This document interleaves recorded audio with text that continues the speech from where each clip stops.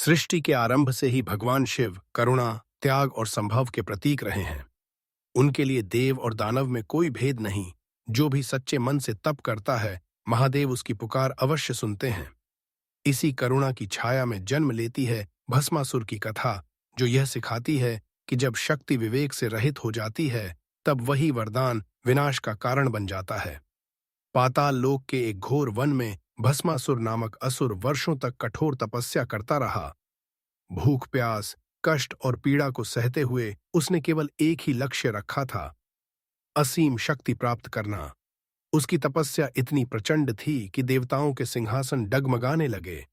ऋषि मुनि भयभीत हो उठे और सृष्टि में असंतुलन की आहट सुनाई देने लगी।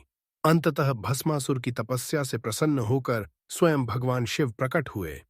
भस्म से विभूषित शरीर, जटाओं में गंगा, कंठ में नाग और नेत्रों में अथाह करुणा लिए महादेव ने उससे वरदान मांगने को कहा। उस क्षण भस्मासुर का हृदय श्रद्धा से नहीं बल्कि लालच और अहंकार से भरा हुआ था।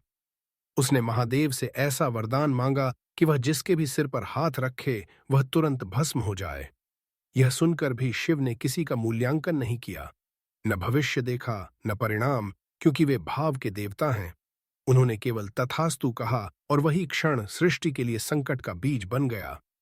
वरदान प्राप्त होते ही भस्मासुर का स्वर बदल गया। उसकी आंखों में कृतज्ञता नहीं बल्कि उन्माद था। शक्ति मिलते ही उसके भीतर छिपा अहंकार जाग उठा और उसने स्वयं भगवान शिव को ही नष्ट करने का विचार कर लिया।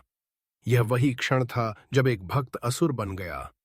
जैसे ही भस्मासुर ने शिव की ओर हाथ बढ़ाया, सृष्टि कांप उठी। महादेव संहार के देवता होते हुए भी उस समय लीला के अधीन थे। वे भय से नहीं बल्कि धर्म की मर्यादा के लिए वहां से चले।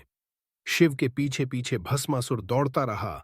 वन, पर्वत, आकाश, लोक, हर दिशा में यही दृश्य था। यह दृश्य संसार को यह समझा रहा था कि जब शक्ति के साथ विवेक न हो तो वही शक्ति सृष्टि के लिए सबसे बड़ा खतरा बन जाती है। इस संकट को वैकुंठ से भगवान विष्णु देख रहे थे। वे समझ गए कि यह समस्या केवल शिव की नहीं बल्कि संपूर्ण जगत की है। विष्णु ने युद्ध का मार्ग नहीं चुना, क्योंकि अहंकार का अंत शस्त्र से नहीं बुद्धि से होता है। उन्होंने मोहिनी रूप धारण किया, एक ऐसा रूप जिसमें सौंदर्य भी था, माया भी और समाधान भी। जब भस्मासुर की दृष्टि मोहिनी पर पड़ी तो उसका विवेक पूरी तरह समाप्त हो गया। मोहिनी ने मधुर वाणी में उससे नृत्य करने को कहा और भस्मासुर सहर्ष तैयार हो गया। मोहिनी जो भी मुद्रा बनाती, भस्मासुर उसी का अनुसरण करता रहा, बिना सोचे बिना समझे। नृत्य की उसी लीला में मोहिनी ने अंततः अपना हाथ अपने ही सिर पर रखा। अहंकार में अंधा भस्मासुर, जो स्वयं को सर्वशक्तिमान मान बैठा था, वही करने लगा। जैसे ही उसका हाथ उसके सिर को छू गया, उसी क्षण वह स्वयं भस्म हो गया। जिस शक्ति पर उसे गर्व था, वही उसकी मृत्यु का कारण बनी।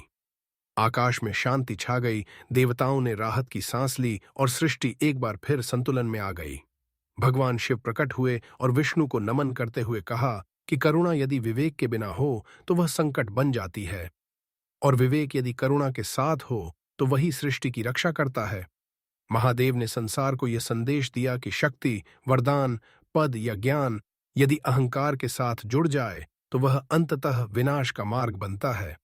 भस्मासुर की कथा केवल एक असुर की कहानी नहीं बल्कि हर उस मनुष्य के लिए चेतावनी है जो शक्ति पाकर स्वयं को ईश्वर से भी बड़ा समझने लगता है।